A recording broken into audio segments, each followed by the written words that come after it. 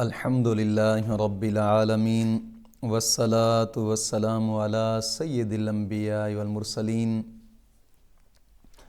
اما بعد فاعوذ باللہ من الشیطان الرجیم بسم اللہ الرحمن الرحیم اہدنا الصراط المستقیم صدق اللہ مولانا العظیم۔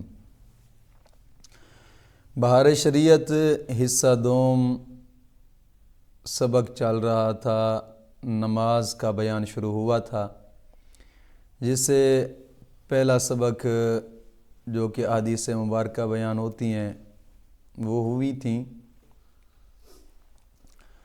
آج احکام فقہیہ پڑھتے ہیں، فقہ کے احکام جو کہ نماز کے بارے میں ہیں۔ ان میں سے سب سے پہلا مسئلہ یہ ہے کہ بالغ اور عاقل شخص پر نماز فرض عین ہے۔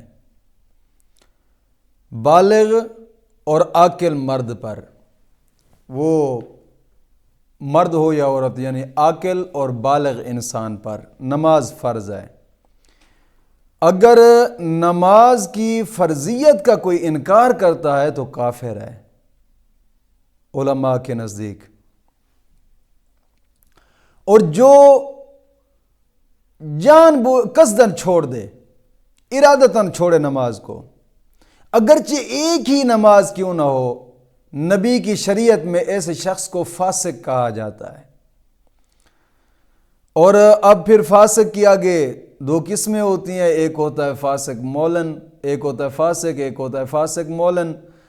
فاسق مولن وہ ہوتا ہے کہ جو اعلانیہ طور پہ جناب علی کرتا رہا ہو فسق و فجور، اور فاسق وہ ہوتا ہے کہ جو چھپ کر فسق و فجور کرتا ہو۔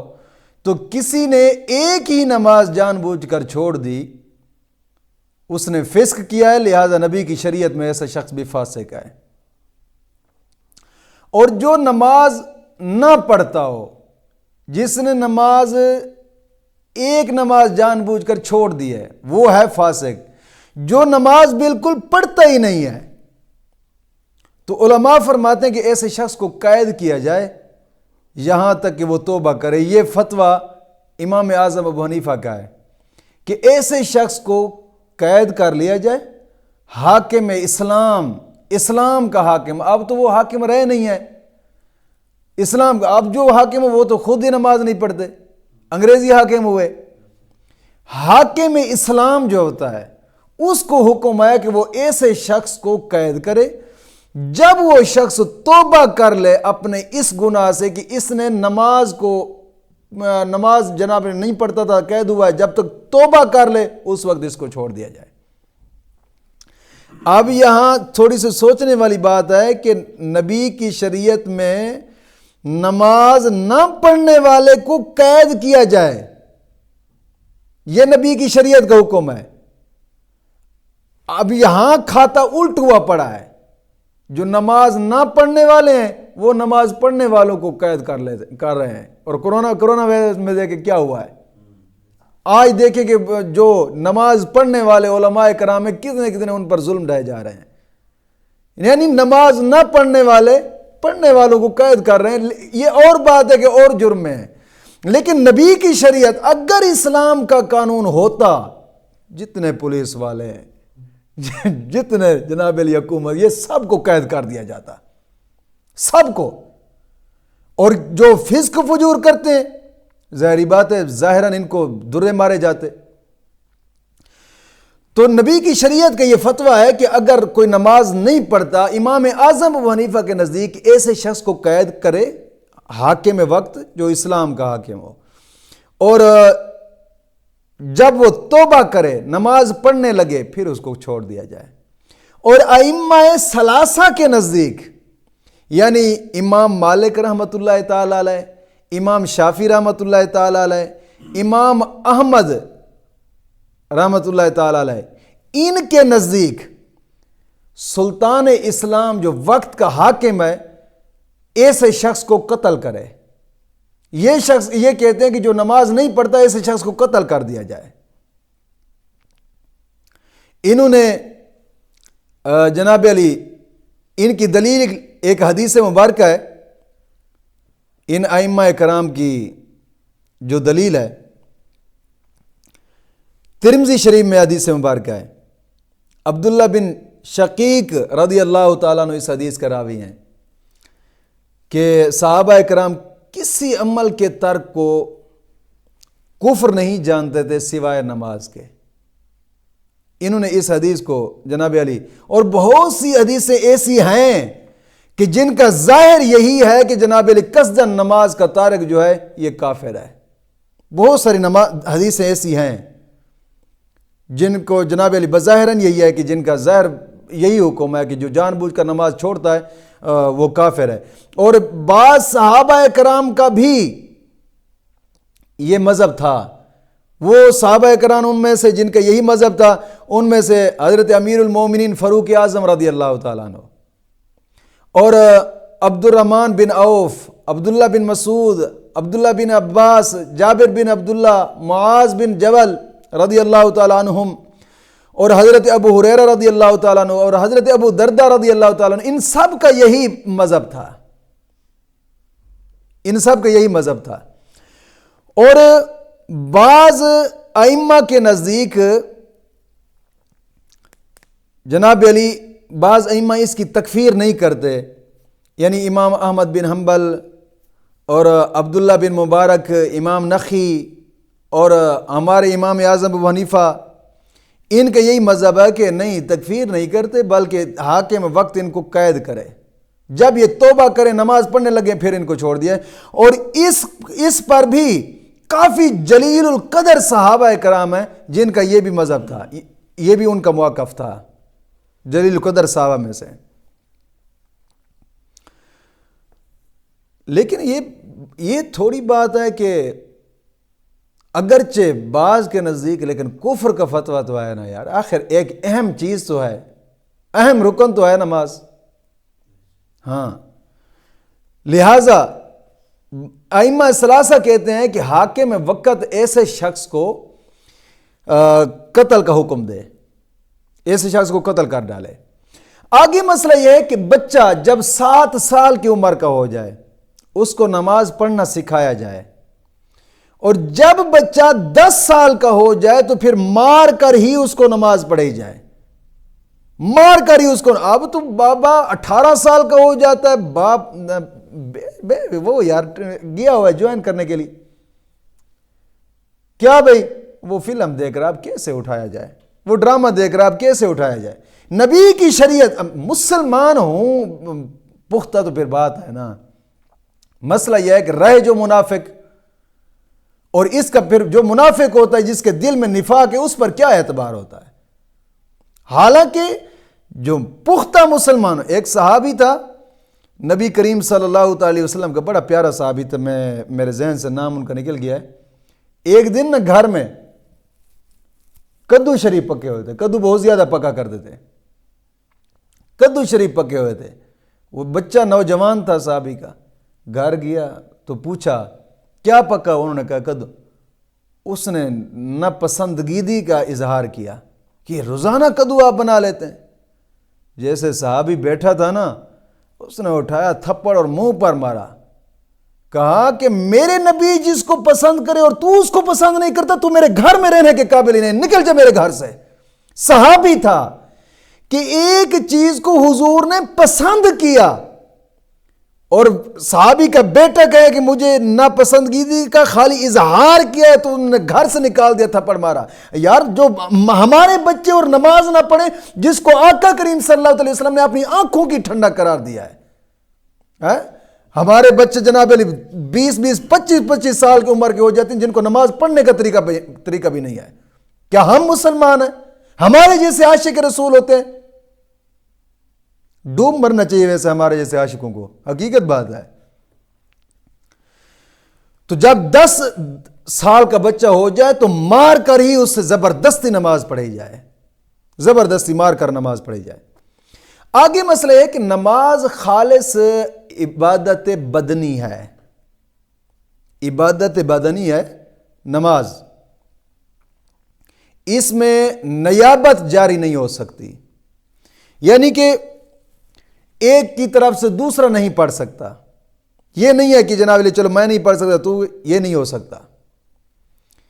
زندگی میں نماز کے بدلے کچھ مال فدیہ بطور فدیہ ادا کر دے، یہ بھی نہیں ہو سکتا. ہاں ایک اس کی صورت ہے کہ کسی پر کچھ نمازیں رہ گئی تھیں اور وہ شخص انتقال کر گیا، اب وصیت کر گیا ہے کہ یار میں انتقال کر جاؤں اور اگر میرے سے کوئی نمازیں رہ جائیں تو میری نمازوں کا فدیہ ادا کر لینا. اب فدیہ ادا کر سکتے ہیں. اگر کوئی شخص ایسے ہی وہ فدیہ بھی ادا اس لیے کیا جاتا ہے کہ اس امید پر کہ مولا کریم قبول فرمائے گا، صرف اس امید پر. اور یہ اگر کسی نے وصیت نہیں کیا ہے، وارثوں نے اس کی طرف سے کچھ نمازوں کا فدیہ ادا کر دیا ہے، تب بھی امید کی جا سکتی ہے کہ مولا معاف فرما دے گا. یہ امید کی جا سکتی ہے. آگے مسئلہ یہ ہے کہ نماز کی فرضیت کے سبب یاد رکھیے یہ دو ہیں. ایک ہے سبب حقیقی، ایک ہے جناب علی سبب ظاہری.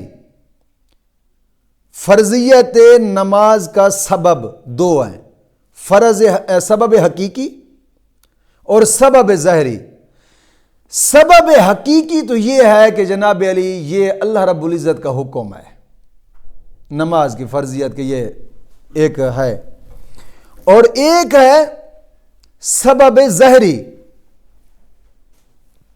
سبب ظاہری کہ سبب ظاہری یہ ہے کہ پہلے وقت میں ہی نماز پڑھنا، اول وقت سے یعنی آخر وقت تک، جب بھی یہ اول وقت سے لے کر آخر وقت تک، آخری وقت یہ جناب علی اخیری سبب ہے اور پہلا جو ہے یہ اول سبب ہے، یعنی اول وقت سے آخر وقت تک جب بھی ادا کرے ہو جائے گی نماز، جب بھی ادا کرے، اور فرض ذمہ سے جو ہے یہ ساقط ہو جائے گا.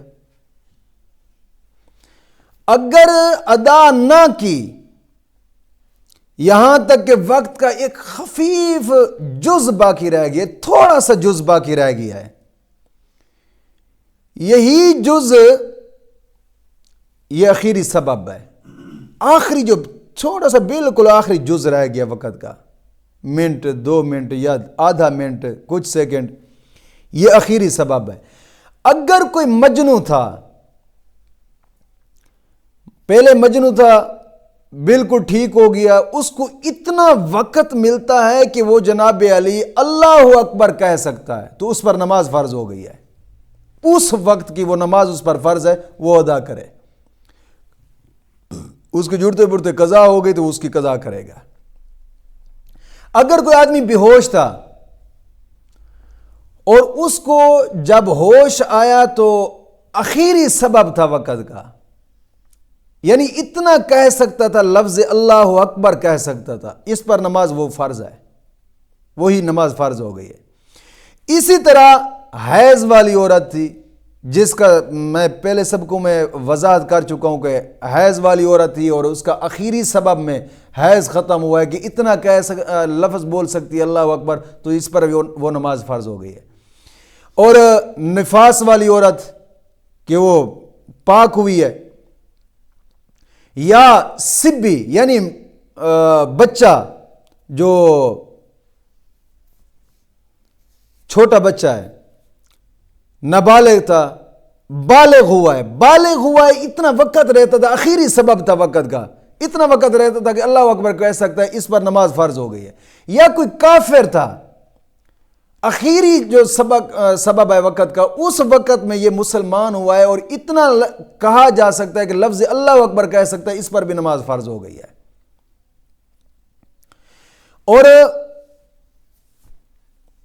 وقت صرف اتنا بول سکتے ہوں، یہ مجنوں ہے یا بے ہوش ہے یا حیض و نفاس والی عورت ہے یا کوئی کافر مسلمان ہوا ہے یا سبی بچہ جو ہے نا وہ بالغ ہوا ہے، اتنا وقت ہے کہ وہ صرف اللہ اکبر کہہ سکتا ہے، تو ان پر یہ نمازیں فرض ہو گئی ہیں. اور جنون، بے ہوشی، ان کے لیے یہ حکم ہے کہ یہ 5 وقت سے زائد کو مستغرق نہ ہو. 5 وقت سے زائد کو مستغرق نہ ہو. اگر 5 وقت سے زائد کو مستغرق کریں تو پھر ان کا اور بھی حکم ہے. اگرچہ تکبیر تحریمہ کا بھی وقت نہ ملے نماز فرض ہے ورنہ قضا پڑھیں گے. یہ سب حیض و نفاس والی عورت کی وہ تفصیل پہلے گزر چکی ہے حیض کے مسائل میں، لہٰذا اس کو زیادہ چھیڑنے کی ضرورت نہیں ہے. آگے مسئلہ یہ ہے کہ نابالغ نے وقت میں نماز پڑھی، نابالغ آدمی تھا، اس نے وقت کے اندر نماز پڑھی اور اب آخری وقت میں یہ شخص بالغ ہو گیا ہے تو اس پر نماز فرض ہے. اب پھر سے نماز پڑھے، پھر سے دوبارہ نماز پڑھے.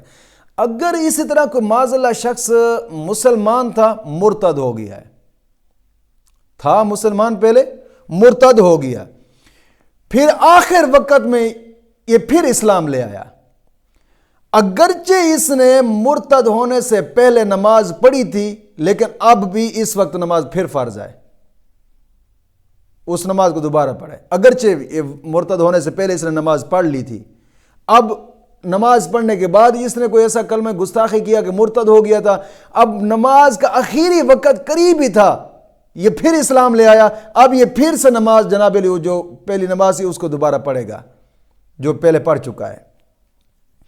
آگے مسئلہ یہ ہے کہ نابالغ بچہ جس نے عشاء کی نماز پڑھی، نابالغ بچے نے عشاء کی نماز پڑھی ہے، پڑھ کر سویا، اس کو احتلام ہو گیا ہے.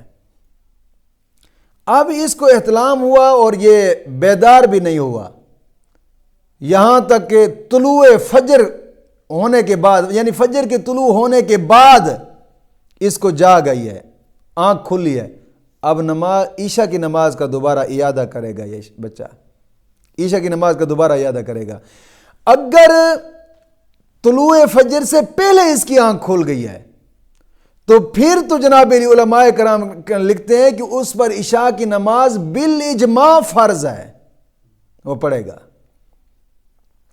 آگے مسئلہ یہ ہے کہ کسی نے اول وقت میں نماز نہ پڑھی تھی، پہلے وقت کے اندر نماز کے شروعات میں جو وقت ہو تو اس میں نماز نہیں پڑھی، اور آخر وقت میں کوئی ایسا عذر اس کو پیش آ گیا ہے کہ جناب علی جس سے نماز ساقط ہو جاتی ہے. مثال کے طور پر آخر وقت میں کوئی عورت تھی، اس کو حیض آنا شروع ہو گیا، یا ایسے بچہ پیدا ہو گیا نفاس آنا شروع ہو گیا، یا ایسے آدمی تھا اس کو جنون چڑھ گیا، یا بالکل صحیح سلامت تھا بے ہوشی طاری ہو گئی، تو اس وقت کی نماز یہ معاف ہو گئی ہے ان پر، اس کی قضا بھی ان پر نہیں ہے. مگر مجنون اور بے ہوشی میں، جنون اور بے ہوشی کے اندر ایک شرط ہے، وہ شرط ہے علی الاتصال، یعنی لگاتار 5 نمازوں سے زائد کو جناب علی ان کے بے ہوشی اور جنون نے گھیر لیا ہے لگاتار، یہ اس کے لیے شرط ہے، ورنہ قضا لازم نہ ہوگی. آخری مسئلہ آج کے سبق یہ ہے کہ اس کو یہ گمان تھا کہ ابھی وقت نہیں ہوا، اس نے نماز پڑھ لی ہے، گمان تھا کہ وقت نہیں ہوا، نماز پڑھ لی، نماز پڑھنے کے بعد معلوم ہو گیا ہے کہ یار وقت تو ہو گیا تھا، تو پھر نماز نہیں ہوئی، اس نماز کو دوبارہ پڑھے. مولا کریم دین متین کی سمجھ عطا فرمائے.